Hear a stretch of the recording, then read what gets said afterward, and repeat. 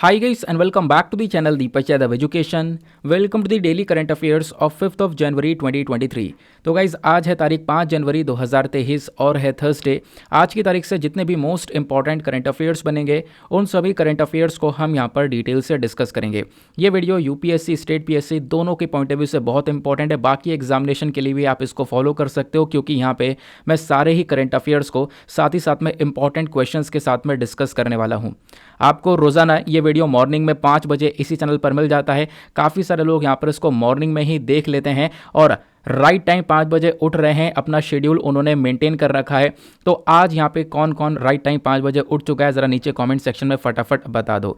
इस वीडियो के अंदर मैं इंडियन एक्सप्रेस के ऊपर तो जोर दूंगा ही, उसी के साथ साथ जो हमारे इंपॉर्टेंट और भी सोर्सेस हैं जैसे कि पीआईबी और डाउन टू अर्थ जैसे इंपॉर्टेंट सोर्सेस हैं, यहाँ से कुछ अच्छे आर्टिकल्स का डिस्कशन भी करूँगा, वो भी आपको यहाँ पर मिल जाता है। और देखो वीडियो का अंत आज बहुत ही ज़्यादा इंटरेस्टिंग है। आज मैं आपके ऊपर थोड़ा सा ज़्यादा जोर दूंगा कि वीडियो के एंड को बिल्कुल मिस नहीं करना है क्योंकि वीडियो के एंड में आज की टेस्ट सीरीज मैंने लगा रखी है। यानी पूरे वीडियो का डिस्कशन करूंगा, जो भी 8-10 आर्टिकल्स हैं वो सब मैं डिस्कस करूंगा, फिर उसके बाद आपसे यहां पर क्वेश्चन सॉल्व करवाऊंगा। एक आप कह सकते हो अलग ही लेवल का कॉन्फिडेंस आज आपके अंदर बिल्टअप होने वाला है उन क्वेश्चंस को सॉल्व करके। और वो सारे के सारे जो क्वेश्चन है वो यूपीएससी लेवल के होंगे जैसे यूपीएससी पूछता हुआ आया है। तो वीडियो का अंत बिल्कुल मिस मत करना, फिर से मैं बोल रहा हूँ। बाकी आगे बढ़ने से पहले अगर आप लोगों को इस लेक्चर का पीडीएफ चाहिए तो क्या करना है, सबसे पहले डाउनलोड करना है टेलीग्राम, देन उसके बाद जाकर सर्च बॉक्स में टाइप करना दीपक यादव एजुकेशन, आगे यूपीएससी लगा देना। आपको ये वाला चैनल मिल जाएगा, यहाँ से आप लोग डेली बेसिस पर इस लेक्चर के पीडीएफ को डाउनलोड कर पाओगे। साथ ही साथ में अगर आप लोग मेरे साथ में पर्सनली कनेक्ट करना चाहते हो तो क्या करना है, इंस्टाग्राम पे जाना और अगेन वहाँ पर सर्च बॉक्स में दीपक यादव एजुकेशन आपको लिखना है। वहाँ पर 10,000 से ज़्यादा लोग मेरे साथ में जुड़ चुके हैं, आप भी मेरे साथ में वहाँ पर पर्सनली जुड़ सकते हो। आज का मोटिवेशन क्या बोलता है, जीवन में बड़ा लक्ष्य बड़ा बलिदान मांगता है। जितना बड़ा आपका गोल होगा उतना ज़्यादा सैक्रिफाइस आपको करना होगा, ये नॉर्मल सी बात है। होता यह है कि हम एक बहुत बड़ा गोल लेकर तो चल रहे हैं, हमें यहाँ पर यूपीएससी क्रैक करना है, बाकी एग्जामिनेशन क्रैक करने हैं, आपका एक गोल बहुत बड़ा गोल है, लेकिन उसके लिए आप सेक्रीफाइस नहीं कर रहे हो तो आपको भी पता है कि वो जो गोल है उसको अचीव करना कितना ज़्यादा कठिन हो जाएगा। तो अगर मैं आपको एक एग्जाम्पल दूँ तो मेरे पास काफ़ी सारे इंस्टाग्राम पे मैसेजेस आते हैं। एक व्यक्ति ने यहाँ पर मेंशन कर रखा था, सर मैं अपने दोस्तों को देखता हूँ तो काफ़ी ज़्यादा डिमोटिवेट हो जाता हूँ, मेरे दोस्त जो हैं घूम रहे हैं, ट्रिप्स कर रहे हैं और मैं यहाँ पर जो है अपनी पढ़ाई में लगा हुआ हूँ। कोई बात नहीं है, वही चीज़ जो आप पढ़ाई में लगे हो ना, आने वाले समय पर वही चीज़ जो है आपके लिए बहुत ज़्यादा मददगार साबित होने वाली है। दोस्त घूम रहे हैं, मज़े कर रहे हैं, करने दो, आप अपनी मेहनत करते रहो, आपका कल बहुत अच्छा होने वाला है। उनका आज बहुत अच्छा है लेकिन कल जो है काफ़ी ज़्यादा परेशान होने वाले हैं, लेकिन आज आप थोड़ी सी मेहनत कर रहे हो लेकिन आपका कल बहुत ज़्यादा बेहतर होगा। तो ध्यान रखना, जो भी आज का आपका सेक्रीफाइस हो रहा है, जो भी आप आज बलिदान दे रहे हो, उसका एक बहुत बड़ा रिजल्ट जो है वो आपको मिलेगा। तो ऐसा कभी नहीं सोचना कि सर मैं पहले 10 घंटे सो रहा था अब मैं 6-7 घंटे सो रहा हूँ। 6 घंटे 7 घंटे की नींद भी यार इनफ है, इतना ले रहे हो तो भी यहाँ पर चलता है। सर काफ़ी मतलब मैं लोगों के पर्सनल एक्सपीरियंस के बेसिस पर बता रहा हूँ। काफ़ी सारे लोग मैसेज करते सर मैं पहले 10 घंटे सोया कर रहा था, अब मेरी नींद 6 घंटे हो गई है, ठीक है ना, पढ़ते पढ़ते मुझे इतना सेक्रीफाइस करना पड़ा है। कोई बात नहीं यार, ये थोड़े टाइम का सेक्रीफाइस है, एक बार यहाँ पर नौकरी ले लो, लाइफ पूरी चेंज हो जानी है। आप के साथ में यहाँ पर आपकी जो परिवार है उसकी लाइफ भी चेंज हो जानी है। तो आप इन चीज़ों को सोचते रहो कि बस यार एक ही बार मुझे दम ला के मेहनत करनी है, मुझे दूसरे अटैम्प्ट तक नहीं पहुंचना है। आप ये सोचो मेरे पास में एक ही अटैम्प्ट है, आखिरी अटैम्प्ट है, मुझे इसी में जी तोड़ मेहनत करनी है, जितना सेक्रीफाइस कर सकता हूं मैं इस बार सेक्रीफाइस करूंगा और जो अपना लक्ष्य है उसको अचीव करूंगा। और ये कर सकते हो जब आपकी जो विल पावर है वो बहुत ज़्यादा स्ट्रांग होगी। ऐसा नहीं है कि आपने गोल सेट कर लिया उसके बाद बस खाली यार आईएएस बनना है, अब कब बनना है नहीं पता, ऐसा कुछ नहीं होने वाला। आपने सेट कर लिया कि मुझे 2024 में क्रैक करना है और यही मेरा पहली और यही मेरा आखिरी अटैम्प्ट है, इसमें मुझे यहाँ पर निकालना है, ठीक है ना। तो वो चीज़ यहाँ पे आपके लाइफ के अंदर एक बहुत बड़ा चेंज लेकर आएगी। बाकी आप लोग जिस प्रकार से, आप में से कई लोग इतनी मेहनत कर रहे हैं कि उनका डेडिकेशन देख के अपने आप में बहुत अच्छा लगता है, एक सैल्यूट निकलता है। डेडिकेशन किस प्रकार का, तो ये कल का वीडियो है, कल मॉर्निंग में जब ये वीडियो आया था 4 जनवरी का इंडियन एक्सप्रेस का, तो उस वीडियो में मैंने देखा कि लगभग वीडियो के अंत में एक बच्चे ने यहाँ पर इसका स्क्रीनशॉट क्लिक करके अपने टेलीग्राम चैनल जो ग्रुप है ना मेंस वाला, उसमें डाल दिया था। तो मैंने उसको देखा तो लगभग 483 लोग मॉर्निंग में 5 बजे उठकर वीडियो देख रहे हैं यार।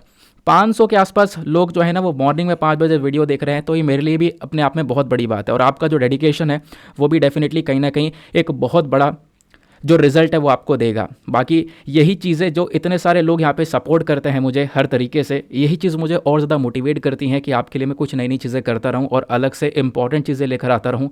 और हर तरीके से जो यहाँ पर आप हो ना, आपको कहीं पर पेमेंट ना करना पड़े करंट अफेयर के लिए, ये बेसिकली मेरा एक पर्पज़ रहता है और मैं इसको लेकर आगे बढ़ रहा हूँ। बाकी ये 483 लोग हैं, इनमें से कम 400 लोगों के जो शेड्यूल है वो पूरी तरह से मेंटेन हो चुके हैं। रोज़ाना 5 बजे उठकर 4:30 बजे उठकर यहाँ पर उनका शेड्यूल चलता है। रात में जल्दी सो भी जाते हैं। आपका सोने का टाइम फिक्स रहेगा और उठने का टाइम फिक्स रहेगा, तो आपकी लाइफ की आधी प्रॉब्लम वहीं पर सॉल्व हो जाएगी। तो एक चीज़ और करनी है ज़िंदगी में, अपने सोने और उठने का टाइम इसको फिक्स कर लेना। मैं इतने बजे सोऊंगा तो रोज़ाना सोऊंगा और इतने बजे उठ जाऊंगा, ठीक है। चलो एक चीज़ और हमने सीखी है।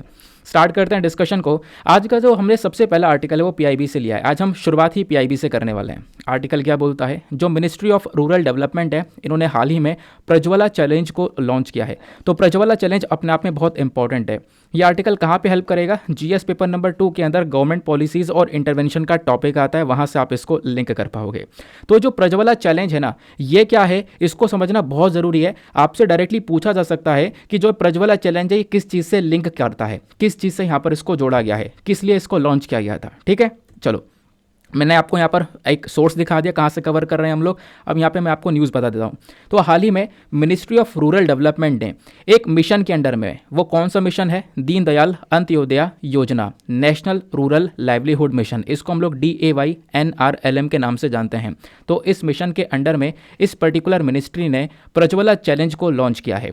प्रज्वला चैलेंज का मकसद क्या है ये हमने समझना होगा। इसका मकसद है कि लोगों से लगभग आप कह सकते हो जो उनके इनोवेटिव आइडियाज़ हैं, नए नए आइडियाज़ हैं, सॉल्यूशंस हैं, उसको हम लोग लेकर आ सकें। तो आप कहोगे आइडियाज़ सॉल्यूशन किस चीज़ को लेकर मांग रहे हैं हम, तो वो मांग रहे हैं जो हमारी रूरल इकोनॉमी है, गाँव की जो अर्थव्यवस्था है, उसको हम कैसे बदल सकते हैं, कैसे उसको यहाँ पर एक और ज़्यादा बेहतर तरीके से आगे बढ़ा सकते हैं।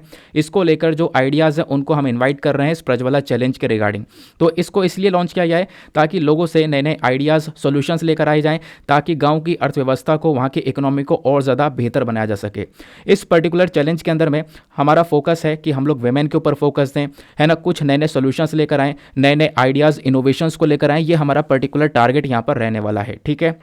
और फिर पूरी लिस्ट तैयार की जाएगी। उस लिस्ट में से जो अच्छे आइडियाज़ होंगे उनको यहाँ पर पिकअप कर लिया जाएगा और जो टॉप के 5 आइडियाज़ निकल कर आएंगे, उन 5 आइडियाज़ में यहाँ पर उन 5 आइडियाज़ को बेसिकली 2-2 लाख रुपए भी दिए जाएंगे एज अ रिवॉर्ड। तो ये बात यहाँ पर बताई जा रही है, ठीक है ना। ये आइडियाज़ किस चीज़ को लेकर हैं, ध्यान रखना, गांव की अर्थव्यवस्था को बदलने के लिए। तो प्रज्वला चैलेंज क्या था, बस इतनी सी बात थी जो कि आपको यहाँ पर ध्यान में रखनी है, ठीक है। इतना छोटा सा आर्टिकल था, लेकिन मैंने यहाँ पर बोला आर्टिकल में एक और चीज़ है। क्या है, प्रज्वला चैलेंज के अलावा यहाँ पे एक मिशन है, वो भी आपको पढ़ना होगा, जिसका नाम है Deendayal Antyodaya mission, national rural livelihood mission. Basically इसको हम DAYNRLM के नाम से जानते हैं। ये बेसिकली एक ऐसा प्रोग्राम है जिसका मकसद है देश में गरीबी को कम करना।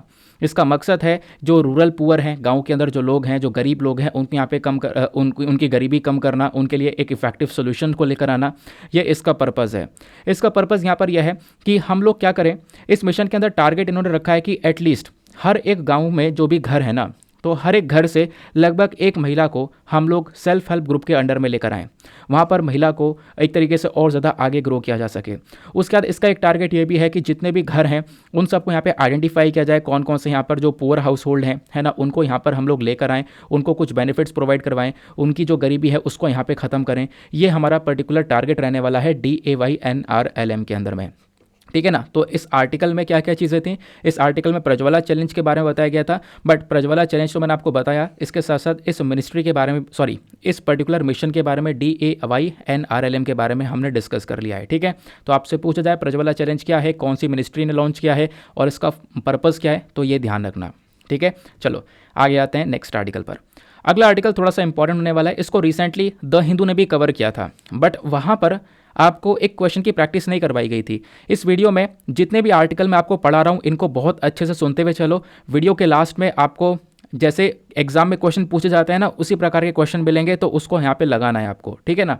तो ये वैसे आर्टिकल में बात ये की गई थी, इंडिया और सऊदी अरेबिया दोनों ने मिलकर डिस्कस किया है multi assistance for criminal investigation treaty के बारे में। मतलब इंडिया और सऊदी अरेबिया दोनों ही जल्द ही MLAT वाली जो ट्रीटी है इसको साइन करने वाले हैं। इसको हम लोग म्यूचुअल लीगल असिस्टेंट ट्रीटी के बारे में बोलते हैं।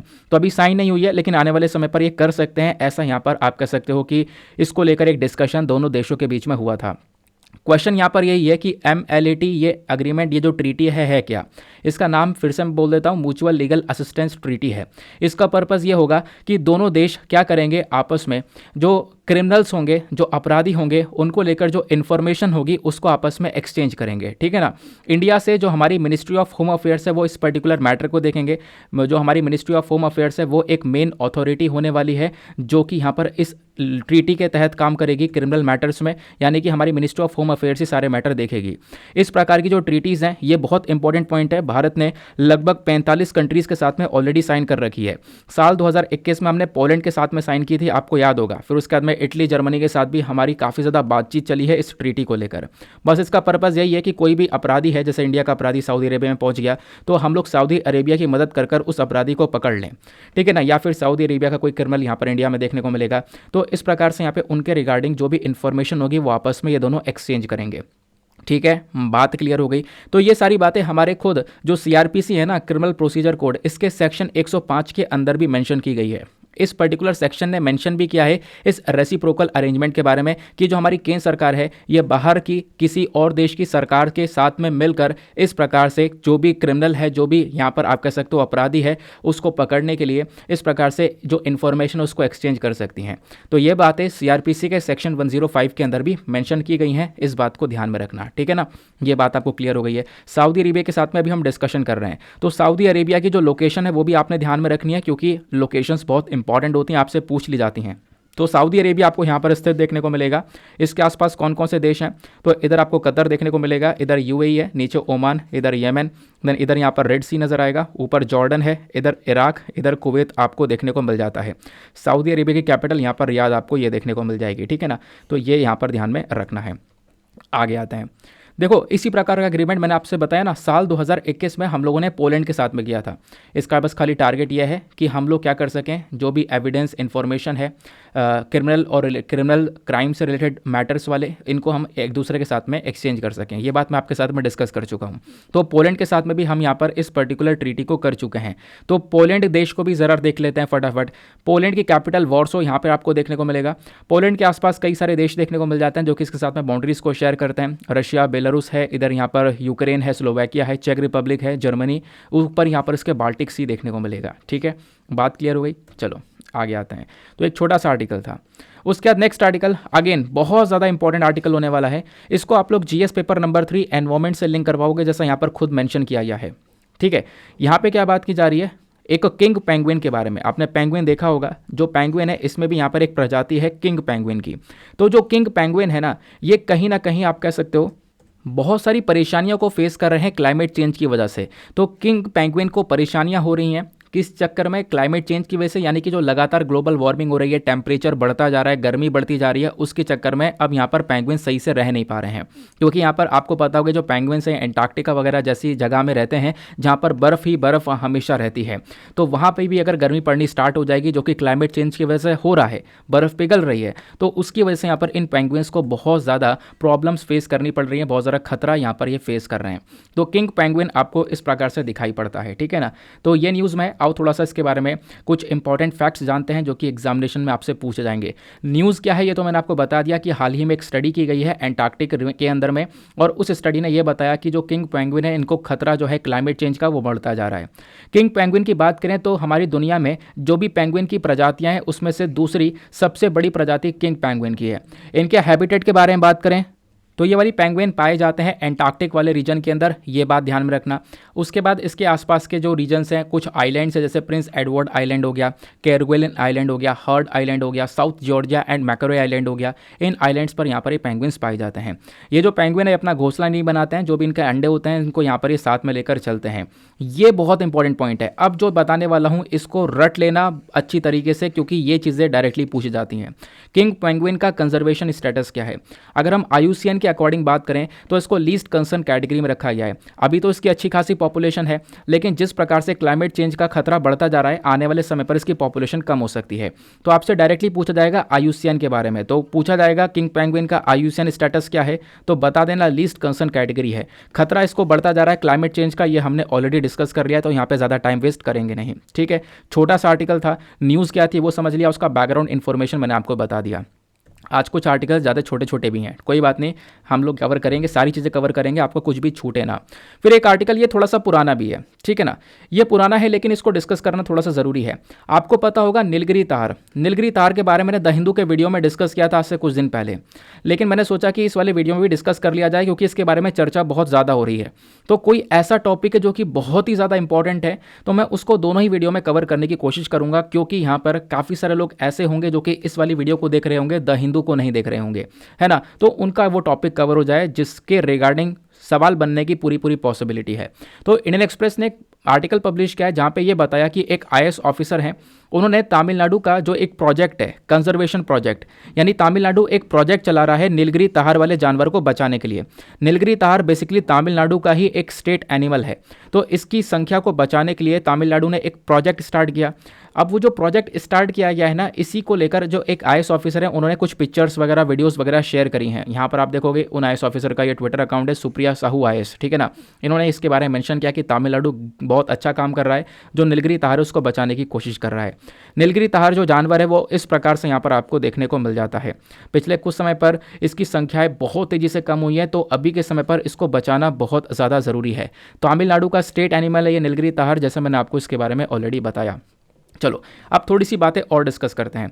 सबसे पहली चीज़ देखो, यह ध्यान रखना, आईयूसीएन स्टैटिस्टिक्स जब हम लोग बात करते हैं ना, तो आईयूसीएन के अंदर में नीलगिरी ताहर को एंडेंजर्ड कैटेगरी में रखा गया है। एंडेंजर्ड कैटेगरी का मतलब समझ रहे हो कि इसकी पॉपुलेशन बहुत कम, मतलब कुछ ही इक्का दुक्का यहाँ पर पॉपुलेशन देखने को मिलेगी, ज़्यादा कुछ नहीं है, कुछ ज़्यादा कुछ बड़ी पॉपुलेशन नहीं बची हुई है इसकी। तो जितनी भी पॉपुलेशन है उसको बचाना, इनकी ब्रीडिंग करवा के इनकी पॉपुलेशन को बढ़ाना, यही हमारा टारगेट है, ठीक है ना। नहीं तो फिर ये प्रजाति खत्म हो जाएगी, बाद में हम जानेंगे कि हाँ नीलगिरी ताहर नाम का एक जानवर हुआ करता था। ठीक है, बात क्लियर हो गई। तो ये अभी एंडेंजर्ड कैटेगरी में भी है। तो अगर हम बात करें न्यूज़ क्या है, तो आप समझ गए कि तमिलनाडु कुछ पैसा लगा रहा है, लगभग 25 करोड़ रुपए लगाकर इन नीलगिरी ताहर को बचाने के लिए, इनके कंजर्वेशन के लिए एक प्रोजेक्ट स्टार्ट कर रहा है। ठीक है, अब यहाँ पर मैंने आपको बता दिया है, ये बेसिकली जो जानवर है ये तमिलनाडु का स्टेट एनिमल भी है, ये हमने ऑलरेडी डिस्कस कर लिया है। हम यहाँ पे इस प्रोजेक्ट के माध्यम से लोगों के अंदर जागरूकता फैलाएंगे इस प्रजाति के बारे में। साथ ही साथ में जो ये 25 करोड़ खर्च रहा है यहाँ पर तमिलनाडु, ये आने वाले 5 सालों के अंदर खर्चे जाएंगे। 2022 से लेकर 2027 तक यहाँ पर इस प्रकार से इन जानवरों को बचाया जाएगा। अब ये नीलगिरी ताहर क्या होता है हम इसको समझते हैं। ये जो जानवर है ये कैप्रिनई स्पीशीज से बिलोंग करता है। ये जो प्रजाति है ना, ये खासकर आपको ट्रॉपिकल माउंटेन्स पर देखने को मिलती है। ज़्यादातर पहाड़ी इलाकों पे यहाँ पर ये नीलगिरी ताहर पाया जाता है। इसके हैबिटेट की बात करें, यानी कहाँ पर पाया जाता है, तो ज़्यादातर यहाँ पर आपको वेस्टर्न घाट्स में देखने को मिलेगा। अब वेस्टर्न घाट्स कहाँ पर हैं, तो आप यहाँ पर जब इंडिया का मैप नीचे से देखोगे तो इधर यहाँ पर आपको वेस्टर्न घाट्स देखने को मिल जाएंगे और इधर यहाँ पर आपको ईस्टर्न घाट्स देखने को मिल जाएंगे। तो जो वेस्टर्न घाट्स वाली रीजन दिख रहा है ना, यहाँ पर एग्जैक्टली यहाँ पर नीलगिरी ताहर पाए जाते हैं। उसके साथ साथ केरला के अंदर भी आपको नीलगिरी ताहर काफ़ी सारी जगह पर देखने को मिलेगा। तो केरला और तमिलनाडु ये दो पर्टिकुलर रीजन है जहाँ पर सबसे ज़्यादा नीलगिरी ताहर पाए जाते हैं। बात क्लियर हो गई। बाकी कंजर्वेशन स्टेटस में मैं आपको बता ही चुका हूं कि इसको आईयूसीएन की लिस्ट में एंडेंजर्ड कैटेगरी में डाला गया है। क्यों डाला गया है, क्योंकि इसकी संख्या लगातार कम है, इस वजह से हम इसको प्रोटेक्शन प्रोवाइड करवा रहे हैं। और वाइल्ड लाइफ प्रोटेक्शन एक्ट 1972 के अंदर में इसको शेड्यूल 1 में रखा गया है। शेड्यूल 1 में रखने का मतलब यहाँ पर है कि इसको हाई प्रोटेक्शन हमने प्रोवाइड करवा रखी है कि अगर कोई इसका शिकार वगैरह करता है तो अगेन उसके ऊपर हाई पेनल्टी चार्ज की जाएगी। तो ये इसका कंजर्वेशन स्टेटस हो गया। ठीक है, तो ये मैंने आपको यहाँ पर एग्जैक्टली बता दिया है नीलगिरी ताहर के बारे में। इसका साइंटिफिक नेम क्या है, इसका साइंटिफिक नेम है नीलगिरी ट्रैगस हाइलोक्सिरस। तो यहाँ पर इसका एक साइंटिफिक नेम है। इसको हम लोग नीलगिरी आइबेक्स के नाम से भी जानते हैं। आपसे पूछा जाए नीलगिरी आइबेक्स क्या है, तो बता देना ये नीलगिरी ताहर ही है, जिसको हम लोग आइबेक्स के नाम से भी जानते हैं। कहाँ कहाँ पे पाया जाता है, लोकेशन मैंने ऑलरेडी दिखा दी है। स्टेट एनिमल ऑफ तमिलनाडु भी है ये। ठीक है, बात क्लियर हो गई। तो अगेन एक छोटा सा आर्टिकल था। नेक्स्ट आर्टिकल एक और बहुत इंपॉर्टेंट आर्टिकल है। इसको आप लोग GS paper number 3 science and tech से रिलेट कर पाओगे।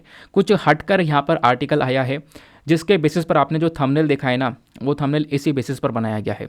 इंडिया से कुछ रिसर्चर्स हैं, इंडिया के साथ साथ इजराइल के रिसर्चर्स हैं और यूएस के रिसर्चर्स हैं।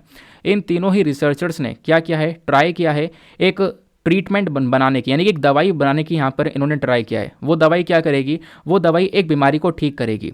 उस बीमारी का नाम है GNB1 एन्सेफेलोपैथी।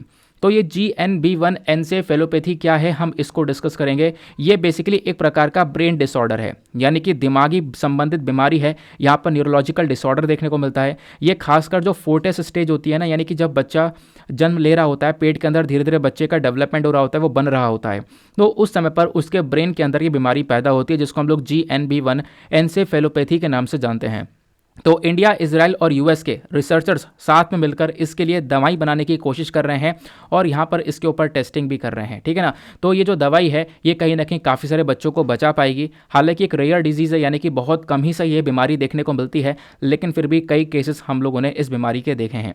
तो GNB1 एन्सेफेलोपैथी क्या है, आओ थोड़ा सा इसके बारे में डिस्कशन करेंगे। तो जो रिसर्चर्स हैं कहाँ के, ये मैंने आपको बता दिया है, वो सब साथ में मिलकर दवाई डेवलप कर रहे हैं, हमने न्यूज़ पढ़ ली है। अब बात करते हैं GNB1 एन्सेफेलोपैथी आखिरकार क्या है। एक प्रकार की दिमागी संबंधित बीमारी है, न्यूरोलॉजिकल डिसऑर्डर है, जो कि खासकर जो फीटस स्टेज होता है, फीटस स्टेज यानी कि जब बच्चा बन रहा होता है धीरे धीरे, आप देखोगे बच्चे का पूरा डेवलपमेंट का स्टेज है, 1 महीना 2 महीना 3 महीना, इस प्रकार से 9 महीने के अंदर पूरी तरह से बच्चे का डेवलपमेंट होता है। तो इसी पर्टिकुलर स्टेज के अंदर ये बीमारी यहाँ पर उसके ब्रेन को अफेक्ट करती है, ठीक है। तो इसके सिम्टम्स क्या क्या हैं? सिम्टम्स यहाँ पर यह है कि जब बच्चा पैदा होगा तो पता चलेगा कि उसका जो मेंटल डेवलपमेंट है वो इतना अच्छे लेवल पर नहीं है, डिसेबिलिटी जैसी प्रॉब्लम्स यहाँ पर उसको फेस करनी पड़ सकती हैं। इसके पीछे का कारण क्या है? कारण यह है कि देखो, एक जीन है उसके अंदर बदलाव हो जाता है, तो एक सिंगल न्यूक्लियोटाइड म्यूटेशन हो जाता है, यानी कि आप कह सकते हो GNB1 नाम का जीन है, ठीक है ना, जो जी प्रोटीन से मिलता है। तो ये जो जीन है, ध्यान रखना, इसी जीन के अंदर एक म्यूटेशन, एक बदलाव होता है, और यही बदलाव कहीं ना कहीं क्या करता है, इस बीमारी को बना देता है। तो ध्यान रखना है, GNB1 जीन के अंदर में एक न्यूक्लियोटाइड म्यूटेशन होगा, सिंगल म्यूटेशन होगा, एक छोटा सा बदलाव होगा, और इस बदलाव की वजह से यहाँ पर ये बीमारी जो है बन जाती है, ठीक है। अब इसकी बीमारी के बारे में आप देखोगे तो बहुत कम ही केस निकल कर आए हैं, लेकिन अभी तक हम देखें तो 100 से कम ही केस यहाँ पर इस बीमारी के निकल कर आए हैं दुनिया भर में। बट हम कुछ कह नहीं सकते, क्योंकि अभी इसके ऊपर ज़्यादा सर्वे वगैरह नहीं हुआ है, क्योंकि एक्चुअल जो नंबर है वो हमें अभी इतना पता नहीं चला है, क्योंकि ज़्यादा डायग्नोसिस हुआ नहीं है, ज़्यादा टेस्टिंग वगैरह हुई नहीं है, ठीक है ना। फिर भी यहाँ पर जो भी है उसके अकॉर्डिंग बताया ये जा रहा है कि 100 से कम ही लोगों को यहाँ पर अफेक्ट करती है अभी के समय पर ये बीमारी। आने वाले समय पर इसके बारे में और भी कई सारे पेशेंट्स निकल सकते हैं, ठीक है, ध्यान रखना। तो जो जी प्रोटीन है वो क्या है, थोड़ा इसके बारे में समझ लेते हैं, क्योंकि जी प्रोटीन से ही हमारे पास जीन मिला है ना, GNB1 जीन, इसी में चेंज होने की वजह से यहाँ पर बीमारी पैदा होती है। तो जी प्रोटीन क्या है? देखो, जो भी ह्यूमन बॉडी है, मानव का जो शरीर है ना, ये अलग अलग कोशिकाओं से बना हुआ है। तो वो जो कोशिकाएं हैं, वो जो सेल है ना, ये बेसिकली आप देखोगे इनमें आपस में एक कम्युनिकेशन देखने को मिलता है, और वो कम्युनिकेशन ये आपस में कैसे कर पाते हैं? एक सिग्नल के माध्यम से। और वो सिग्नल का काम कौन कर पाता है? वो जो सिग्नल का काम मेजरली हो पाता है ना, वो जो सिग्नलिंग यहाँ पर ये आपस में सेल्स कर पाते हैं, कम्युनिकेट कर पाते हैं, इसको हम लोग बोलते हैं GPCR सिग्नलिंग, यानी जी प्रोटीन कपल रिसेप्टर सिग्नलिंग। ये यहाँ पर इसके नाम से जाना जाता है, ठीक है ना। तो ये बात यहाँ पर आपको ध्यान में रखना है। जो ये GPCR है ये हमारे सेल मेम्ब्रेन्स के अंदर प्रेजेंट होता है, ये बात भी ध्यान रखना। इसके अंदर जी प्रोटीन भी आपको देखने को मिलेगा। जी प्रोटीन इस कोशिका के बिल्कुल अंदर प्रेजेंट होता है, और जी प्रोटीन से हम लोग को मिलता है यहाँ पर क्या, एक और जीन जिसका नाम है GNB1 जीन। इसी के अंदर यहाँ पर एक चेंज होता है, क्या होता है, एक छोटा सा बदलाव होता है, जिसकी वजह से यहाँ पर आप कह सकते हो ये जो बीमारी है वो डेवलप होती हुई नजर आती है, ठीक है। बात क्लियर हो गई? ये आपसे यहाँ पर क्वेश्चन बन सकता है। तो जी प्रोटीन प्रेजेंट होता है हर एक कोशिकाओं के अंदर, इसके अंदर जो चेंज होंगे, बदलाव होगा, उसकी वजह से यहाँ पर आप कह सकते हो बीमारी बनती हुई नजर आती है, जिसको हम लोग क्या बोलते हैं, GNB1 एन्सेफेलोपैथी, ठीक है। बात क्लियर हो गई? आगे आते हैं नेक्स्ट आर्टिकल की तरफ। अगला आर्टिकल भी काफ़ी इंपॉर्टेंट होने वाला है। यहाँ पे क्या बात की जा रही है, यहाँ पे आपको पता होगा जो इंडियन साइंस कांग्रेस है ना, इसका बेसिकली अभी उद्घाटन किया गया। क्या हुआ था मैं आपको समझाता हूँ। हमारे PM मोदी मेंशन करते हैं कि जो साइंस है ना, ये कहीं ना कहीं यहाँ पर हमारे देश को आत्मनिर्भर बनाएगी, ठीक है ना। हमारी जो साइंस है वो आगे काफ़ी ज़्यादा बढ़ रही है। इसको कहते हुए यहाँ पे जो हमारे PM मोदी हैं उन्होंने क्या किया, 108वां, ध्यान रखना, 108वां इंडियन साइंस कांग्रेस जो है ना, इसका उद्घाटन किया है नागपुर के अंदर में। ये पूरा का पूरा जो इवेंट है, साइंस को लेकर इवेंट हुआ था, इसका उद्घाटन किया गया है नागपुर के अंदर में, ध्यान रखना, ठीक है। अब यहाँ पर क्या क्या चर्चा की गई है मैं आपको समझाऊंगा। तो इस प्रकार से यहाँ पर ये जो इवेंट है वो आप देख पाओगे, ये चल रहा है 108वां इंडियन नेशनल साइंस कांग्रेस का ये जो इवेंट है, इसका उद्घाटन हमारे PM यहाँ पर करते हैं वीडियो कॉन्फ्रेंस के माध्यम से, ठीक है। बात क्लियर हो गई? अब हम इसके बारे में समझते हैं। तो ये चीज़ तो यहाँ पर आपको समझ में आ गई। हाँ, 3 जनवरी को उद्घाटन हो गया है इसका। अब ये जो इंडियन साइंस कांग्रेस है ये क्या है? यहाँ पे क्या होता है कि दुनिया भर के जो अलग अलग रिसर्चर्स हैं वो एक साथ इकट्ठे होते हैं इस इवेंट में। इस इवेंट को कौन ऑर्गेनाइज करता है? तो इंडियन साइंस कांग्रेस एसोसिएशन इसको ऑर्गेनाइज करता है। क्योंकि देखो ये 108वां इवेंट था आपकी बार साल 2023 के अंदर में। तो इसका थीम क्या है इसको समझते हैं। इसका थीम है आपकी बार का science and technology for sustainable development with women empowerment, यानी जो साइंस एंड टेक्नोलॉजी है ना, इसमें यहाँ पर वेमेन का एम्पावरमेंट के बारे में भी यहाँ पर चर्चा की गई है। तो साइंस एंड टेक्नोलॉजी ये सस्टेनेबल डेवलपमेंट के लिए है, साथ ही साथ में यहाँ पर वेमेन का एक बहुत बड़ा रोल देखने को मिलेगा। तो इस प्रकार का थीम आप ऐसे याद रख सकते हो। बाकी इस पर्टिकुलर इवेंट की जो पहली मीटिंग है ये कब हुई थी? तो पहली मीटिंग हुई थी जनवरी 15 से 17 के बीच में 1914 में। तब से हर साल यहाँ पर इस प्रकार की मीटिंग होती हुई नजर आ रही है और अब की बार 108वीं ये मीटिंग थी, ठीक है ना। लेकिन ध्यान रखना जो पहली मीटिंग हुई थी वो 1914 में हुई थी। कहाँ पे हुई थी? एशियाटिक सोसाइटी कैलकाटा के अंदर पहली मीटिंग हुई थी, ठीक है ना, ध्यान रखना। और अब की बार ये जो 108वीं वाली मीटिंग है कहाँ पे हुई है? ये नागपुर के अंदर में हुई है। बात क्लियर हो गई। काफ़ी सारी जो इंपॉर्टेंट पॉइंट्स हैं इसके अंदर कवर किए जाते हैं, जैसे कि अलग अलग टॉपिक्स के ऊपर चर्चा की जाती है, जैसे एग्रीकल्चर हो गया, forestry science, earth system science हो गया, engineering science, environmental science, mathematical science, medical science. इस प्रकार के टॉपिक के बारे में इस इंडियन साइंस कांग्रेस के अंदर डिस्कशन किया जाता है। बात क्लियर हो गई। अब हम समझते हैं आखिरकार ये इंडियन साइंस कांग्रेस एसोसिएशन क्या है। तो आप कहोगे अभी तो आप बता रहे थे इंडियन साइंस कांग्रेस ये तो एक इवेंट है, इसके अंदर इतने सारे लोग आते हैं। मैंने आपको बता दिया किस किस टॉपिक के बारे में चर्चा करता है ये समझ लिया, पहली मीटिंग कहाँ पे हुई थी और अभी लेटेस्ट मीटिंग कहाँ पे हुई है ये समझ लिया, थीम क्या है ये समझ लिया है। अब बात यहाँ पर ये आती है कि इस पूरे इवेंट को ऑर्गेनाइज करने वाली तो body Indian space congress association ही है ना। तो अब थोड़ा सा इस वाली बॉडी के बारे में भी जान लेते हैं। तो ये जो बॉडी है इसको 1914 में बनाया गया था। ये एक बॉडी है जो कि department of science technology ministry of science के अंदर में काम करती है, ठीक है। अब यहाँ पर ये जो बॉडी है आप कह सकते हो कि ये बेसिकली एक इनिशिएटिव है दो ब्रिटिश केमिस्ट का। ब्रिटिश केमिस्ट हैं जिनका नाम है, एक का नाम है प्रोफेसर JL सिमनसन, एक का नाम है प्रोफेसर PS मैकमोहन। उन्हीं का यहाँ पर एक इनिशिएटिव ये देखने को मिल जाता है, ठीक है। बात क्लियर हो गई। तो इंडियन साइंस कांग्रेस के बारे में ज़रूर से ध्यान रखना है, आपसे सवाल बन सकते हैं। मैं जो आज डिस्कशन कर रहा हूँ ना, आप सोच रहे होंगे सर आज बड़े छोटे छोटे आर्टिकल का डिस्कशन कर रहे हो। छोटे आर्टिकल का डिस्कशन नहीं किया जा रहा है। डिस्कशन यहाँ पर यह है कि बिल्कुल एकदम सटीक इन्फॉर्मेशन निकाली गई है, कोई ज़्यादा यहाँ पर फालतू की चीज़ नहीं है, केवल और केवल काम की चीज़ें यहाँ पर निकाल कर लेकर आया गया है। तो थोड़ा सा ज़्यादा टाइम भी लगा है इन PPTs को मेंटेन करने में, क्योंकि होता यह है कि सब कुछ लेकर आ जाना, पूरा न्यूज़पेपर का आर्टिकल पेस्ट कर देना काफ़ी आसान होता है, लेकिन बिल्कुल जो सटीक इन्फॉर्मेशन है उसको निकाल कर पेस्ट करना थोड़ा सा कठिन हो जाता है। तो वो काम आज यहाँ पर किया गया है, मतलब बिल्कुल भी टाइम वेस्ट नहीं हो रहा है। आप आर्टिकल पढ़ रहे हो, आर्टिकल की काम की चीज़ पढ़ रहे हो, ठीक है। अभी आप क्वेश्चन अटेम्प्ट करोगे तो आपको और मज़ा आ जाएगा। बाकी आगे बढ़ने से पहले मेक श्योर करना वीडियो पे जो लाइक का बटन है उसको आप लोग प्रेस कर दो। एक छोटा सा टारगेट है हमारा 2000 लाइक्स का, 2500 लाइक्स का, उसको आप पूरा कर सकते हो। जो भी लोग यहाँ पे लाइव देख रहे हैं, अभी यहाँ पर 300-400 लोग लाइव हो चुके होंगे। फटाफट यार आप सभी लोग यहाँ पर एक एक लाइक मार दोगे तो भी यहाँ पर ये जल्दी से जो टारगेट है उसको अचीव कर लेगा, ठीक है ना। चलो नेक्स्ट आर्टिकल पर आते हैं। अब यहाँ पे आर्टिकल मैंने दूसरा लगा दिया है। वैसे ये आर्टिकल हमारा PIB के अंदर में, इंडियन एक्सप्रेस के अंदर कई सारी जगह पर पब्लिश हुआ है। हम एक बॉडी के बारे में चर्चा करेंगे जिसका नाम है AERB, that is atomic energy regulatory body. जो एटॉमिक एनर्जी है ना उसको रेगुलेट करने के लिए इस बॉडी का यूज़ किया जाता है। तो आखिरकार यहाँ पर पहली एक सेकंड रुक जाओ, आर्टिकल कहीं आगे पीछे तो नहीं लगा दिया मैंने? नहीं, आर्टिकल मैं लाना ही भूल गया हूँ ये वाला, लेकिन ये PIB के अंदर पब्लिश हुआ है, ऐसे कोई फालतू में आपको पढ़ाया नहीं जाएगा, ठीक है ना, काम का ही है। तो ये न्यूज़ में क्यों है, मैंने इसी वजह से मैं यहाँ पे न्यूज़ लिख लेता हूँ कि कभी आर्टिकल लाना भूल जाऊँ तो यहाँ पे न्यूज़ जो है आपको पता चल जाए। तो न्यूज़ यहाँ पर यह है कि जो दिनेश कुमार शुक्ला साहब हैं, जो कि आपको ये पिक्चर में दिख रहे हैं ना, ये हमारे AERB के फॉर्मर एग्जीक्यूटिव डायरेक्टर थे। अब क्या हुआ है कि 31 दिसंबर 2022 से इनको चेयरमैन बना दिया गया है। तो ये जो AERB बॉडी है ना, एटॉमिक एनर्जी रेगुलेटरी बॉडी, इसके नए चेयरमैन आ चुके हैं। उनका नाम है दिनेश कुमार शुक्ला।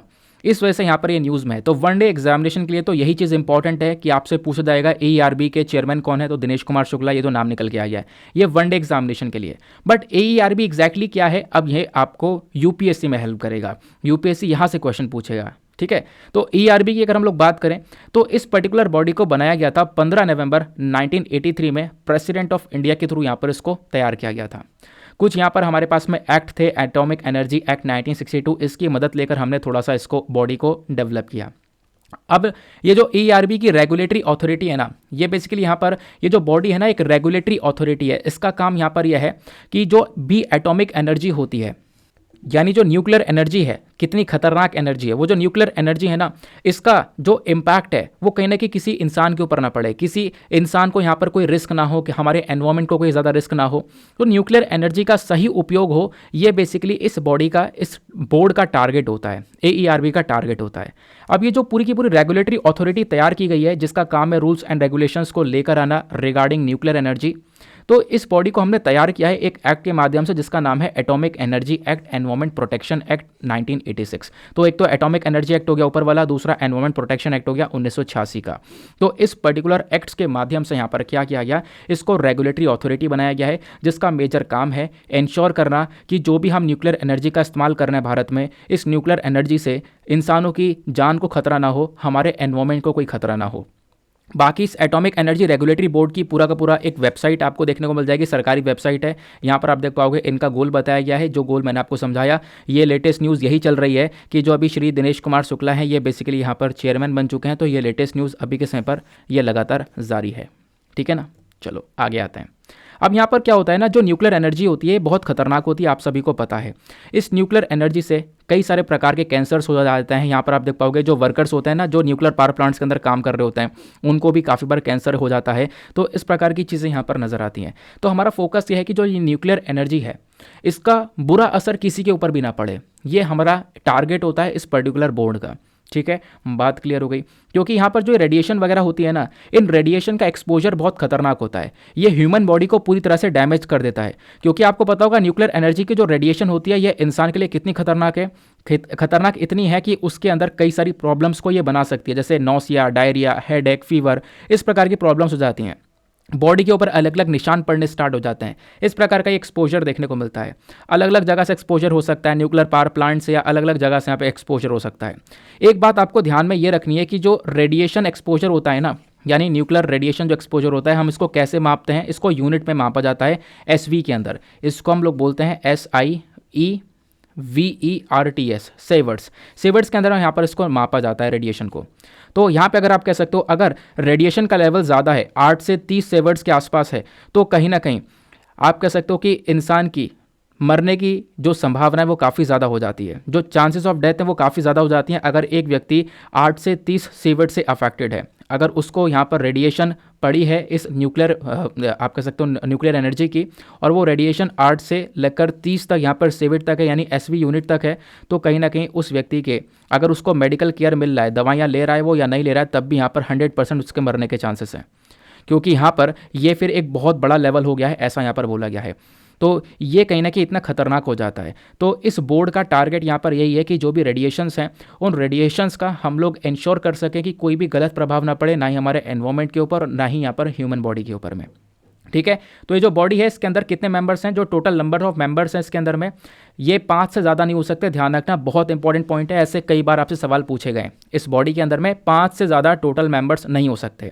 इसमें एक तो चेयरमैन होंगे, मेंबर सेक्रेटरी होंगे, उन सबको मिला के भी 5 से ज़्यादा नहीं हो सकते। इस बॉडी का यहाँ पर काम है, मैंने आपको जो काम था वो बता दिया है। और इस बॉडी के अंदर में कुछ फुल टाइम मेंबर्स भी होंगे और पार्ट टाइम मेंबर्स भी होंगे, ठीक है ना। जैसे कि फुल टाइम चेयरमैन जो होंगे वो फुल टाइम होंगे, मेंबर सेक्रेटरी भी फुल टाइम होंगे, ठीक है। बाकी इसके पास में पावर्स आ जाती हैं अलग अलग एक्ट के माध्यम से, वो भी हमने समझा और ये हमने ऑलरेडी कवर कर ही लिया है। बस इसके अलावा यहाँ पे आपने कुछ नहीं पढ़ना है। एक चीज़ और है कि जो DAE है, that is department of atomic energy, ये कभी कभी यहाँ पर एक एडमिनिस्ट्रेटिव सपोर्ट देता है इस AERB बॉडी को, है ना, इसके बजट को लेकर, इसके वर्क को लेकर। तो वो जो सपोर्ट वगैरह है वो DAE के साइड से मिल जाता है इस बॉडी के रिगार्डिंग, ठीक है। तो ध्यान रखना इसका काम क्या है और ये न्यूज़ में क्यों है, ये भी हमने डिस्कस कर लिया। नेक्स्ट आर्टिकल पर आते हैं। अगला आर्टिकल अगेन बहुत ही ज़्यादा इंपॉर्टेंट होने वाला है और आपने बहुत ध्यान से इसके बारे में सुनना है। अगेन इंडियन एक्सप्रेस का ही आर्टिकल है, एक्सप्लेन सेक्शन पर यहाँ पर ये पब्लिश किया गया था। इसको आप GS paper number 3 science and tech से लिंक कर पाओगे। आर्टिकल क्या बोलता है, 129वीं बर्थ एनिवर्सरी सत्येंद्र नाथ बोस जी की अभी रिसेंटली मनाई गई है। तो यहाँ पर सत्येंद्र नाथ बोस जी बहुत इंपॉर्टेंट पर्सन है। कितने इंपॉर्टेंट है, इन्होंने यहाँ पर एल्बर्ट आइंस्टीन के साथ में कोलैबोरेट करके काम किया था। तो हम समझेंगे इनके बारे में। और मैं आपको यहाँ पर बता दूं कि ये article basically GS paper number 1 important personality के पॉइंट ऑफ व्यू से भी इंपॉर्टेंट है। कई बार यहाँ पर इंपॉर्टेंट पर्सनैलिटी के बारे में डायरेक्टली पूछ लिया जाता है। तो सत्येंद्र नाथ बोस जी का जन्म होता है 1 जनवरी 1894 में। इनकी मृत्यु होती है 4 फरवरी 1974 में। तो डिस्कस करेंगे यहाँ पर डिटेल से इनका कितना बड़ा कॉन्ट्रीब्यूशन रहा है। इवन यहाँ पर इनको पद्म विभूषण अवार्ड से सम्मानित भी किया गया था 1954 में, 1954 के अंदर में। ठीक है, तो अभी रिसेंटली न्यूज़ में क्यों है? न्यूज़ में इसलिए है क्योंकि 129वीं बर्थ एनिवर्सरी यहाँ पर इनकी सेलिब्रेट करी गई है हाल ही में। सत्येंद्र नाथ बोस जी यहाँ पर एक मैथमेटिशियन थे और साथ ही साथ में फिजिस्ट थे। फिजिक्स के अंदर यहाँ पर इनका बहुत ज़्यादा इंटरेस्ट था। तो इंडिया से बिलोंग करने वाले व्यक्ति, इनका जन्म होता है 1 जनवरी 1894 में। ये कोलैबोरेट करते हैं एल्बर्ट आइंस्टीन के साथ में, और कोलैबोरेशन करने के बाद में एक स्टैटिस्टिक्स बनाया गया था जिसको आज हम लोग बोस आइंस्टीन स्टैटिस्टिक्स के नाम से जानते हैं, क्योंकि यहाँ पर इन्होंने आइंस्टीन के साथ में बनाया है तो यहाँ पर बोस आइंस्टीन ये नाम दिया गया है। साथ ही साथ में इनको अपॉइंट किया गया था एज अ रीडर, कहाँ पर? एक यूनिवर्सिटी के अंदर जिसका नाम है यूनिवर्सिटी ऑफ ढाका। ठीक है, वहाँ पर इन्होंने एक बहुत बड़ा कंट्रीब्यूशन दिया फिजिक्स के मामले में। देन उसके बाद में यहाँ पर इन्होंने कई और भी चीज़ों को डिज़ाइन किया, जैसे यहाँ पर एक्सरे क्रिस्टोलोग्राफी लेबोरेटरी को यहाँ पर इन्होंने डिज़ाइन किया। ऐसे इन्होंने कई सारे जो अलग अलग एक्सपेरिमेंट्स है वो यहाँ पर करके दिए हैं। तो सत्येंद्र नाथ बोस जी यहाँ पर एक इंडियन फिजिस्ट भी हैं। जन्म वगैरह मैंने आपको बता दिया। इनको फादर ऑफ गॉड पार्टिकल के नाम से भी जानते हैं। जो बोसन पार्टिकल है, आपने सुना होगा बोसन पार्टिकल के बारे में, है ना, एक टाइम पर ही काफ़ी चर्चा में रहा करता था। ये बोसन पार्टिकल भी, इसका जो नाम है ना बोसन, वो बेसिकली इन्हीं के नाम के ऊपर पड़ा है। ये मैंने आपको ऑलरेडी बताया। ठीक है, आगे आते हैं। फिर उसके बाद में ये मैंने एल्बर्ट आइंस्टीन के साथ में इनका कोलैबोरेशन हुआ था, वो मैंने आपको ऑलरेडी बता दिया है। आगे आता है। अब देखो 1945 में, क्योंकि मैंने आपको बताया ये इन्होंने जो यूनिवर्सिटी ऑफ ढाका है ना, वहाँ पर इन्होंने एक तरीके से काम किया, वहाँ पे एक बहुत बड़ा कंट्रीब्यूशन दिया फिजिक्स के मामले में। फिर 1945 में ये ढाका छोड़कर आ जाते हैं यूनिवर्सिटी ऑफ कैलकाटा के अंदर में। फिर वहाँ पर उन्होंने प्रोफेसर ऑफ फिजिक्स की तरह काम किया। देन उसके बाद में यूनिवर्सिटी ऑफ कैलकाटा से ये रिटायर हो जाते हैं 1956 में। फिर उन्होंने लगभग यहाँ पर 1 साल तक वाइस चांसलर की तरह काम किया विश्व भारती यूनिवर्सिटी के अंदर में। इनको यहाँ पे पद्म विभूषण से सम्मानित किया गया। पद्म विभूषण जो कि अपने आप में एक हाईएस्ट सिविलियन अवार्ड है हमारे देश का, तो हमारी सरकार ने यहाँ पर 1944 में ये अवार्ड इनको दिया था। उसके बाद में इन्होंने अलग अलग जो इंस्टीट्यूशंस है उसके प्रेसिडेंट बनकर वहाँ पे सर्व किया, जैसे कि इंडियन फिजिकल सोसाइटी के प्रेसिडेंट बने थे, नेशनल इंस्टीट्यूशन ऑफ साइंस के ये प्रेसिडेंट बने, इंडियन साइंस कांग्रेस के, जिसके बारे में अभी हमने रिसेंटली चर्चा भी की थी, जिसका 108वां इवेंट मनाया गया है। देन इंडियन स्टैटिस्टिकल इंस्टीट्यूट के, इन सभी इंपॉर्टेंट बॉडीज़ के यहाँ पर एज अ प्रेसिडेंट भी यहाँ पर इन्होंने सर्व किया। साथ ही साथ में इन्होंने एक एडवाइज़र की तरह काम किया है to the council of scientific and industrial research. साथ ही साथ में बाद में यहाँ पर ये रॉयल सोसाइटी के मेंबर भी बन गए थे। तो ये सारा कंट्रीब्यूशन सत्येंद्र नाथ बोस जी का देखने को मिलता है। इस वजह से इनके बारे में ये सारी चीज़ें पढ़ना बहुत ज़्यादा ज़रूरी है। ठीक है ना, ये आर्टिकल मैंने आपको यहाँ पर दिखा दिया है। इंडियन एक्सप्रेस ने एक्सप्लेन सेक्शन पर इस आर्टिकल को पब्लिश किया था। Next important news article, again ये भी बहुत इंपॉर्टेंट है। वाइब्रेंट विलेज प्रोग्राम के बारे में यहाँ पर डिस्कशन किया गया है। तो वाइब्रेंट विलेज प्रोग्राम क्या है, आओ इसको भी समझते हैं। काफ़ी ज़्यादा न्यूज़ में है। तो न्यूज़ यहाँ पर यह है कि हाल ही में जो हमारे यूनियन होम मिनिस्टर हैं, इन्होंने हमारी बॉर्डर सिक्योरिटी फोर्स से बोला है कि जो वाइब्रेंट विलेज प्रोग्राम है इसको और ज़्यादा मजबूत कर दिया जाए। ठीक है ना, और मजबूत करने के साथ साथ में यहाँ पर हम लोग इंश्योर करेंगे कि जो भी वेलफेयर प्रोग्राम्स है वो सारे के सारे यहाँ पर लागू किए जाएँ। ठीक है, अब मतलब क्या है मैं आपको समझाता हूँ। पहले आपको समझना होगा कि वाइब्रेंट विलेज प्रोग्राम है क्या। वाइब्रेंट विलेज प्रोग्राम का अनाउंसमेंट हमारी फाइनेंस मिनिस्टर ने बजट स्पीच 2022 के दौरान दिया था। जब 2022 की बजट स्पीच हो रही थी ना, तो उस समय वित्त मंत्री ने वाइब्रेंट विलेज प्रोग्राम का जिक्र किया। तो वाइब्रेंट विलेज प्रोग्राम का मकसद यहाँ पर यह है कि हम गाँव के अंदर एक अच्छा इंफ्रास्ट्रक्चर को डेवलप कर सकें, खासकर ऐसे गांव जो कि इंडिया की बॉर्डर के पास में स्थित हैं। जैसे इंडिया चाइना की बॉर्डर के पास जो गांव है, हिमाचल प्रदेश के पास में जो गांव है, हिमाचल प्रदेश, उसके बाद उत्तराखंड, अरुणाचल प्रदेश में जो गांव है, वहां पर हम एक प्रॉपर डेवलपमेंट कर सकें। किस प्रकार का डेवलपमेंट? वहां पे प्रॉपर लोगों के पास में घर हो, टूरिस्ट सेंटर को बना सकें, रोड कनेक्टिविटी लेकर आ सकें, रिन्यूएबल एनर्जी को लेकर काम किया जा सके, है ना, एजुकेशनल चैनल्स को हम लेकर आएँ, डायरेक्ट होम एक्सेस दिया जाए दूरदर्शन चैनल का, वहाँ पे लोगों को रोजगार देने का यहाँ पे हम काम कर सकें। तो ये सारा काम है उन गाँव को सपोर्ट करने के लिए, यानी कि जो बॉर्डर के पास में गांव है उन्हीं को सपोर्ट करने के बारे में हमने यहाँ पे चर्चा की है वाइब्रेंट विलेज प्रोग्राम के अंदर में। इस प्रोग्राम के अंदर मकसद यह है कि जो भी हमारे बॉर्डर विलेजेस हैं, अगेन मैंने आपको बताया, जो खासकर नदन बॉर्डर विलेजेस हैं, वहाँ पे जो पॉपुलेशन थोड़ी सी कम है, लिमिटेड कनेक्टिविटी, इंफ्रास्ट्रक्चर अच्छा है नहीं, तो हम चाहते हैं कि वो सारी की सारी दिक्कतें वहाँ पर ख़त्म की जाएँ और वाइब्रेंट विलेज प्रोग्राम को यहाँ पर पूरी तरह से इम्प्लीमेंट किया जाए। ठीक है, तो वही बात यहाँ पर रिसेंटली ये न्यूज़ में आ जाती है, वाइब्रेंट विलेज प्रोग्राम, जहाँ पे हमारे होम मिनिस्टर बीएसएफ से बोलते हैं इस प्रोग्राम को और ज़्यादा मजबूत करने के लिए। ठीक है ना, तो इस वजह से यहाँ पर न्यूज़ में था, ध्यान रखना ये वाइब्रेंट विलेज प्रोग्राम आखिरकार है क्या। अब उसके बाद नाउ बारी है अब यहाँ पर इंपॉर्टेंट क्वेश्चंस की। प्रीलिम्स रैपिड फायर सीरीज ये वाली बहुत इंपॉर्टेंट होने वाली है। देखो अब यहाँ से वीडियो बहुत ज़्यादा इंपॉर्टेंट है। जितनी भी बातें मैंने आपको बताई हैं, अगर आपने वो बातें बहुत अच्छे से सुनी हैं तो अब यहाँ पर आपका गेम आ चुका है। अब यहाँ पर ये टेस्ट सीरीज आपको अटेम्प्ट करनी है, ठीक है ना। यहाँ पे मैंने क्वेश्चंस बेसिकली आज कुछ एक्स्ट्रा क्वेश्चन नहीं डिस्कस करूंगा प्रीलिम्स रैपिड फायर के अंदर। आज मैं आप लोगों से ही पूछने वाला हूँ, तो एक नई चीज़ यहाँ पर ऐड करिए ताकि आपको थोड़ा आपके दिमाग को भी काम करना पड़े, आपकी रोजाना के बेसिस पर प्रैक्टिस होती रहे। प्रीलिम्स एग्जाम पास में है, आप ज़्यादा से ज़्यादा क्वेश्चन रोजाना लगाओगे, आपको बहुत मदद मिलेगी, ठीक है। चलो आज का पहला क्वेश्चन क्या बोलता है। ये सारे क्वेश्चन वही हैं जो बेसिकली अभी आर्टिकल हमने डिस्कस किया ना, उन्हीं आर्टिकल में से सारे के सारे क्वेश्चन बनकर आए हैं, तो आपको अटेम्प्ट करना है। पहला question, with reference to Indian science congress. Indian science congress के रेफरेंस में आपको यहाँ पे दो स्टेटमेंट्स दिए गए हैं, बताना यह है कि कौन सा स्टेटमेंट करेक्ट है।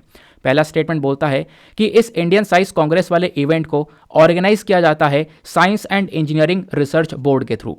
दूसरा स्टेटमेंट बोलता है कि इस पर्टिकुलर कांग्रेस, इस इवेंट का पहली मीटिंग हुई थी 1914 में कैलकाटा के अंदर एशियाटिक सोसाइटी में। बताओ इसका कौन सा स्टेटमेंट सही है। Option A 1 only, option B 2 only, option C दोनों सही हैं, या फिर ऑप्शन डी दोनों गलत हैं। आपको आंसर देना है, जरा फटाफट इसका आंसर दो। देखो अभी मैं सारे के सारे क्वेश्चंस पहले आपको बताऊंगा, उन क्वेश्चंस के आंसर आप खुद देने की कोशिश करो, फिर वीडियो को अंत करते हुए मैं इन सबके आंसर्स बता दूंगा, ठीक है ना। तो अभी केवल और केवल मैं आपको क्वेश्चन बता रहा हूँ, देन उसके बाद में आ जाते हैं हम लोग अपने अगले क्वेश्चन की तरफ। नेक्स्ट क्वेश्चन, अभी मैंने आपको एटॉमिक एनर्जी रेगुलेटरी बोर्ड के बारे में पढ़ाया था, उसी के रेफरेंस में क्वेश्चन बनाया गया है। तो एटॉमिक एनर्जी रेगुलेटरी बोर्ड के रेफरेंस में आपको दो स्टेटमेंट्स दिए गए हैं, बताना यह है कि कौन सा स्टेटमेंट सही है। पहला स्टेटमेंट यह है कि एटॉमिक एनर्जी रेगुलेटरी बॉडी को बनाया गया था प्रेसिडेंट ऑफ इंडिया के थ्रू। यहाँ पर इन्होंने कुछ एटॉमिक एनर्जी एक्ट ऑफ 1962 का इस्तेमाल किया था इसको बनाने के लिए। देन दूसरा पॉइंट यहाँ पर बोलता है कि जो टोटल नंबर ऑफ मेंबर्स होते हैं इस पर्टिकुलर बॉडी में, चेयरमैन, मेंबर, सेक्रेटरी को मिलाकर 10 से ज़्यादा नहीं होने चाहिए। बताओ कौन सा स्टेटमेंट सही है। Option A 1 only, option B 2 only, option C दोनों सही हैं, या फिर ऑप्शन डी दोनों गलत हैं। ज़रा इसका आंसर फटाफट नीचे कमेंट सेक्शन में दो। मज़ा आ रहा है ना, ये चीज़ें आपने पढ़ रखी हैं, आप खुद से ट्राई करो। यही होता है कि अगर हम थोड़ा डीपली पढ़ते हैं लेकिन अगर क्वेश्चन की प्रैक्टिस नहीं करी है ना, तो फिर वहाँ पर हम लिख कर नहीं आ पाते या सही जवाब नहीं दे पाते। अब से यहाँ पर मैंने एक आज जो है छोटी सी कोशिश करी है कि आपको मैं क्वेश्चन प्रैक्टिस भी करवा सकूँ। चलो नेक्स्ट क्वेश्चन की तरफ आते हैं। अभी हमने सत्येंद्र नाथ बोस जी के बारे में पढ़ा था, अब इनको लेकर यहाँ पर एक क्वेश्चन बन जाता है। With reference to Satyendra Nath Bose, दो स्टेटमेंट्स आपको अगेन दिए गए हैं, बताना यह है कि कौन सा स्टेटमेंट सही है। पहला स्टेटमेंट, सत्येंद्र नाथ बोस जी ने आइंस्टीन के साथ में कोलैबोरेट किया था, ताकि कोलैबोरेशन करने के बाद में यहाँ पर इन्होंने बोस आइंस्टीन स्टैटिस्टिक्स को बनाया। दूसरा स्टेटमेंट बोलता है कि इनको पद्म विभूषण अवार्ड दिया गया था भारत सरकार के थ्रू 1954 में। बताओ कौन सा स्टेटमेंट सही है। Option A 1 only, option C दोनों सही है, ऑप्शन बी दूसरा सही है, ऑप्शन सी दोनों सही है, या फिर ऑप्शन डी दोनों के दोनों गलत हैं। बताओ इसका सही उत्तर। नाउ नेक्स्ट क्वेश्चन पर आते हैं। अगला क्वेश्चन यहाँ पर बोलता है वाइब्रेंट विलेज प्रोग्राम को लेकर, अभी थोड़ी देर पहले डिस्कस किया है, तो वाइब्रेंट विलेज प्रोग्राम के रेफरेंस में कौन सा स्टेटमेंट सही है, अगेन आपको बताना है। पहला स्टेटमेंट, वाइब्रेंट विलेज प्रोग्राम की जो चर्चा है ना, जो कॉन्सेप्ट है, ये सबसे पहली बार फाइनेंस मिनिस्टर ने अपनी बजट स्पीच 2022 के दौरान दिया था।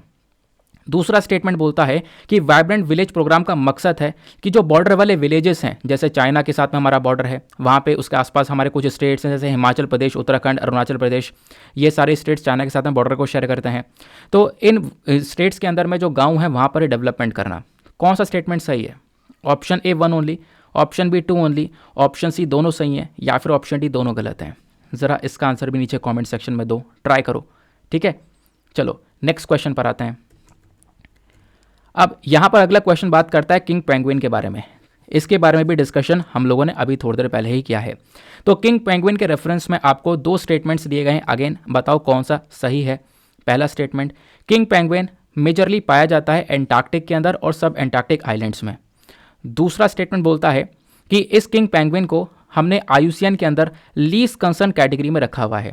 बताओ कौन सा स्टेटमेंट सही है। पहला स्टेटमेंट 1 ओनली, दूसरा स्टेटमेंट 2 ओनली, तीसरा स्टेटमेंट दोनों सही हैं, या फिर चौथा स्टेटमेंट दोनों के दोनों गलत हैं। आगे आते हैं। अब उसके बाद में आता है हमारा अगला क्वेश्चन। हमने अभी GNB1 एंसोफेलोपैथी के बारे में डिस्कशन किया था। तो इस पर्टिकुलर बीमारी के रेफरेंस में एक चीज़ तो मैंने यहीं बता दी है, इसके रेफरेंस में दो स्टेटमेंट्स आपको दिए गए हैं, अगेन बताना है कौन सा स्टेटमेंट सही है। पहला स्टेटमेंट, ये एक प्रकार का न्यूरोलॉजिकल डिसऑर्डर है, यानी कि दिमागी संबंधित बीमारी देखने को मिलेगी जो कि इंसान को अफेक्ट करती है उसके फोटस स्टेज के अंदर। जब बच्चा बन रहा होता है। दूसरा स्टेटमेंट, ये बेसिकली एक सिंगल न्यूक्लियोटाइड म्यूटेशन है, यानी इस बीमारी के पीछे का कारण है उस जीन के अंदर बदलाव होना। बताओ कौन सा स्टेटमेंट सही है? Option A 1 only, option B 2 only, option C दोनों करेक्ट हैं, या फिर ऑप्शन डी दोनों के दोनों सही नहीं है। नाउ अगले क्वेश्चन पर आते हैं। अगला क्वेश्चन थोड़ा सा और इंपॉर्टेंट होने वाला है। ये बात करता है नीलगिरी तार के बारे में। अभी हमने थोड़ी देर पहले इसके बारे में ही पढ़ा था। नीलगिरी तार के रेफरेंस में अगेन आपको दो स्टेटमेंट्स यहाँ पर फिर से दिए गए हैं। पहला स्टेटमेंट, नीलगिरी तार केवल और केवल वेस्टर्न घाट्स में पाया जाता है। दूसरा स्टेटमेंट, इसको हमने IUCN के स्टेटस में वल्नरेबल कैटेगरी के अंदर रखा हुआ है। बताओ कौन सा स्टेटमेंट सही है? Option A 1 only, option B 2 only, option C दोनों करेक्ट हैं, या फिर ऑप्शन डी दोनों इनकरेक्ट हैं। ज़रा इसको भी अटैम्प्ट करो, आपको मज़ा आ जाएगा। अगर आपने यहाँ पर सारे क्वेश्चन सही किए हैं तो मुझे ज़रूर बताना। नीचे कमेंट सेक्शन में आपको लिखना है, अपने नंबर लिखना है कि कितने क्वेश्चन में से आपके कितने क्वेश्चन बिल्कुल सही हैं, आपने कितने क्वेश्चन सही अटैम्प्ट किए हैं। इससे पता चलेगा कि आपने कितने अच्छे से वीडियो को सुना है। अगले क्वेश्चन आता है। अगले क्वेश्चन में हम लोग बात कर रहे हैं म्यूचुअल लीगल असिस्टेंस ट्रीटी को लेकर। तो अगेन इस ट्रीटी के रेफरेंस में फिर से आपको दो स्टेटमेंट्स दिए गए। पहला statement, ministry of home affair जो है ना, यही एक मेन अथॉरिटी है इंडिया की जो कि इस ट्रीटी के अंदर में काम करती है। दूसरा, इंडिया ने यहाँ पर इस ट्रीटी को साइन किया है अभी तक केवल और केवल USA के साथ में। बताओ कौन सा स्टेटमेंट सही है? Option A 1 only, option B 2 only, option C दोनों सही है, या फिर ऑप्शन डी दोनों गलत हैं। चलो देखते हैं इसका आंसर भी क्या होगा। फिर उसके बाद में आता है हमारा अगला क्वेश्चन, आखिरी क्वेश्चन, प्रज्वला चैलेंज को लेकर बात करता है। तो प्रज्वला चैलेंज हाल ही में न्यूज़ में देखने को मिला है। इस चैलेंज को यहाँ पर कौन सी बॉडी ने लॉन्च किया है, ये आपको बताना है। Option A NITI Aayog, option B ministry of rural development, option number C ministry of power, और ऑप्शन नंबर डी इनमें से कोई नहीं। ज़रा इसका आंसर नीचे कमेंट सेक्शन में दो। अगर आपने सही क्वेश्चन सही अटैम्प्ट कर दिया ना तो सच में मज़ा आ जाएगा आपको, क्योंकि ऐसे क्वेश्चंस कई बार पूछे जाते हैं। मतलब ऐसे क्वेश्चन डायरेक्टली पूछे जाते हैं कि इससे किसने लॉन्च किया। आपने अगर प्रीवियस ईयर क्वेश्चन देखे हैं ना तो ऐसे क्वेश्चन आपको नजर आएंगे। तो आई होप आपकी आज की प्रैक्टिस भी मज़ेदार हो गई है, आपके करंट अफेयर आज मजबूत हो गए हैं अगर आपने यहाँ पर इन क्वेश्चन को अटेम्प्ट कर लिया है। बताओ कितने में से कितने आपने सही किए हैं। अब फटाफट एक बार हम लोग आंसर्स को देख लेते हैं ताकि आपको सबको आंसर्स की क्लैरिटी भी मिल जाए। तो यहीं से आंसर्स को फटाफट देखते हुए चलते हैं।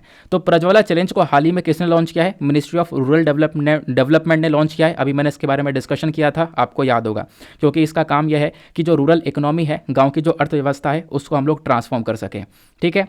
दूसरा क्वेश्चन आपसे पूछा गया था कि जो म्यूचुअल लीगल असिस्टेंस ट्रीटी है ना, ये बेसिकली यहाँ पर इसको लेकर जो दो स्टेटमेंट हैं, ये इसमें से एक सही उत्तर कौन सा है? तो इसका स्टेटमेंट 1 केवल सही है, क्योंकि हमारी मिनिस्ट्री ऑफ होम अफेयर ही एक सेंट्रल अथॉरिटी है इंडिया की जो कि इस ट्रीटी के रिगार्डिंग काम करती है। दूसरा स्टेटमेंट गलत इसलिए क्योंकि भारत अभी तक 45 देशों के साथ में ये ट्रीटी साइन कर चुका है। इसमें बोला गया केवल अमेरिका के साथ में साइन किया, ऐसा नहीं है। इस वजह से यहाँ पर इसका आंसर 1 ओनली हो जाएगा। चलो अगला यहाँ पर नीलगिरी तार को लेकर पूछता है। तो इसका जो आंसर है वो केवल 1 ओनली देखने को मिलेगा, क्योंकि मैंने अभी आपको मैप भी दिखाया था वेस्टर्न घाट ईस्टर्न घाट का। तो नीलगिरी तार जो वाले जानवर हैं ये वेस्टर्न घाट्स के अंदर ही पाए जाते हैं। इनको हम लोगों ने, दूसरा स्टेटमेंट क्यों गलत है? क्योंकि दूसरा स्टेटमेंट इसलिए गलत है क्योंकि इसको IUCN लिस्ट में कवर तो किया गया है, लेकिन ये वल्नरेबल कैटेगरी में नहीं है, ये एंडेंजर्ड कैटेगरी में है। दैट इज़ वाई इसका यहाँ पर जो 1 है वो यहाँ पर एकदम करेक्ट आंसर है, क्योंकि इसको एंडेंजर्ड कैटेगरी में रखा गया है। मैंने आपको थोड़ी देर पहले ही बता दिया था। ठीक है, चलो अगले क्वेश्चन का आंसर देख लेते हैं। तो यहाँ पे आपसे अगला क्वेश्चन पूछा गया था, जो GNB1 एन्सेफेलोपैथी है ना, इसके रेफरेंस में दो स्टेटमेंट है। इसका सही उत्तर कौन सा है? दोनों के दोनों स्टेटमेंट सही हैं, क्योंकि ये जो पर्टिकुलर बीमारी है बेसिकली ये एक न्यूरोलॉजिकल डिसऑर्डर है, दिमागी संबंधित बीमारी है, जो कि जब बच्चा बन रहा होता है तो उस स्टेज के अंदर ये बीमारी हो जाती है। और बिल्कुल इसके पीछे का कारण है एक सिंगल न्यूक्लियोटाइड म्यूटेशन होना, एक बदलाव की वजह से यहाँ पर बीमारी फैलती है। ठीक है, तो इसका दोनों आंसर हो जाएगा। बाकी यहाँ पर किंग पेंगुइन को लेकर आपसे सवाल पूछा गया था, तो इसका आंसर भी यहाँ पर यह है कि दोनों स्टेटमेंट यहाँ पर सही है बिल्कुल, क्योंकि किंग पेंगुइन मैंने आपको बताया ज़्यादातर एंटार्क्टिक और सब एंटार्क्टिक आइलैंड्स में पाया जाता है। यानी कि एंटार्क्टिक रीजन में जो आइलैंड्स है, क्रोजेड, प्रिंस एडवर्ड, उसके बाद में करगुलेन आइलैंड, हर्ड आइलैंड, इन सब आइलैंड्स के अंदर यहाँ पर पेंगुइन पाया जाता है। इसके अलावा यहाँ पर मैंने आपको बताया था कि इसको हम लोगों ने एक IUCN के लिस्ट कंसर्न कैटेगरी में रखा गया है, क्योंकि इसकी पॉपुलेशन जो है अच्छी खासी है, अच्छी खासी इसकी संख्या अवेलेबल है, लेकिन इसको प्रोटेक्शन की ज़रूरत है। तो ऑप्शन यहाँ पर सी जो है इसका वो सही आंसर हो जाएगा। दोनों स्टेटमेंट सही हैं। अगले क्वेश्चन में आपसे पूछा गया था वाइब्रेंट विलेज प्रोग्राम को लेकर ये जो दो स्टेटमेंट्स हैं, क्या उत्तर क्या होगा? क्या दोनों स्टेटमेंट सही हैं? हाँ बिल्कुल, दोनों स्टेटमेंट वाइब्रेंट विलेज प्रोग्राम को लेकर सही है, तो सी इसका अगेन दोबारा सही आंसर है। तो वाइब्रेंट विलेज प्रोग्राम के बारे में हमारी फाइनेंस मिनिस्टर ने बजट स्पीच 2022 के अंदर इसका अनाउंसमेंट किया था। बिल्कुल, इसका प्रोग्राम का मकसद यहाँ पर यह है कि जो भी हमारे बॉर्डर के आसपास गाँव हैं वहाँ पर उन गाँव के अंदर एक डेवलपमेंट करना। ठीक है, बाकी सत्येंद्र नाथ बोस जी को लेकर आपसे फिर से एक क्वेश्चन पूछा गया था और इसका आंसर भी अरे इत्तेफाक से सारे के सारे सी बोथ 1 और 2 आ रहे हैं, कोई बात नहीं। तो यहाँ पर आप देखोगे इसका उत्तर भी क्या है, यहाँ पे दोनों देखने को मिलेगा, दोनों के दोनों करेक्ट हैं। बिल्कुल, सत्येंद्र नाथ बोस जी जो कि यहाँ पर एक इंडियन फिजिस्ट हैं, इन्होंने आइंस्टीन के साथ में काम किया था, बोस आइंस्टीन स्टैटिस्टिक्स को डेवलप किया था। फिर उसके बाद में इनको पद्म विभूषण से सम्मानित किया गया इंडियन गवर्नमेंट के थ्रू 1954 में। फिर आपसे यहाँ पर अगला क्वेश्चन पूछा गया था एटॉमिक एनर्जी रेगुलेटरी बोर्ड को लेकर। तो इस बोर्ड को लेकर जो दो स्टेटमेंट्स दिए गए, बताओ उसमें से कौन सा सही है? इसमें केवल और केवल पहला वाला सही है, क्योंकि यहाँ पर इस बिल्कुल बोर्ड को बनाया गया है एटॉमिक एनर्जी एक्ट 1962 के तहत हमारी प्रेसिडेंट के माध्यम से। लेकिन यहाँ पर इसके अंदर जो टोटल मेंबर्स हैं ये 5 से ज़्यादा नहीं हो सकते हैं, आपको मैंने बताया था। तो इस वजह से यहाँ पर दूसरा स्टेटमेंट गलत हो जाएगा, क्योंकि दूसरे स्टेटमेंट बोला गया है कि इसमें मेंबर 10 से ज़्यादा नहीं हो सकते। ऐसा कुछ भी नहीं है, यहाँ पर मैंने आपको बता रखा है कि shall not exceed 5 members, 5 member से ज़्यादा यहाँ पर नहीं हो सकते। ठीक है, फिर अगला क्वेश्चन इंडियन साइंस कांग्रेस को लेकर था। अगेन दो स्टेटमेंट्स यहाँ पर दिए गए कि ये जो इवेंट है इसको किसने ऑर्गेनाइज किया है? Science and engineering research board ने। दूसरा स्टेटमेंट, इसकी जो पहली मीटिंग है वो कलकत्ता में एशियाटिक सोसाइटी में हुई थी। तो सही उत्तर क्या है? ऑप्शन नंबर 20 का सही उत्तर है। केवल और केवल दूसरा स्टेटमेंट सही है, पहला गलत है, क्योंकि यहाँ पर जो ये इवेंट है ना, इसको ऑर्गेनाइज किया गया है इंडियन साइंस कांग्रेस एसोसिएशन के थ्रू, ना कि यहाँ पर साइंस रिसर्च इंजीनियरिंग बोर्ड के थ्रू। तो यहाँ पर पहला स्टेटमेंट हमारा गलत हो गया है। दूसरा स्टेटमेंट सही है, क्योंकि इसकी पहली मीटिंग कलकत्ता एशियाटिक सोसाइटी में की गई थी, और जो इसकी आखिरी मीटिंग है, जो लेटेस्ट मीटिंग है 108वीं वाली, वो बेसिकली कहाँ पे की गई है? तो वो अभी यहाँ पर नागपुर के अंदर की गई है। ठीक है, बात क्लियर हो गई। तो ये थे यहाँ पे आज के प्रीलिम्स रैपिड फायर के important questions. Now I hope everyone, आप सभी लोगों को मज़ा आ चुका होगा इस वीडियो के अंदर। ये जो 50 मिनट आपने दिए हैं ना, ये पूरी तरह से पैसे कह रहा हूँ, ये आपने सारा का सारा जो अपना टाइम है ना वो इन्वेस्ट किया है यहाँ पर। ठीक है, तो इसी प्रकार से यहाँ पर वीडियो को सपोर्ट करते रहो। वीडियो पे जो लाइक का बटन है उसको दबा देना, और बता सकते हो कि ऐसे प्रैक्टिस क्वेश्चन मैं रोज़ाना लेकर आता रहूँ या ना लेकर आता रहूँ, आप लोग इसके बारे में बता सकते हो। ठीक है ना, नाउ मिलते हैं आपसे अगले वीडियो में। आज के लिए bye bye, have a nice day, thank you and जय हिंद।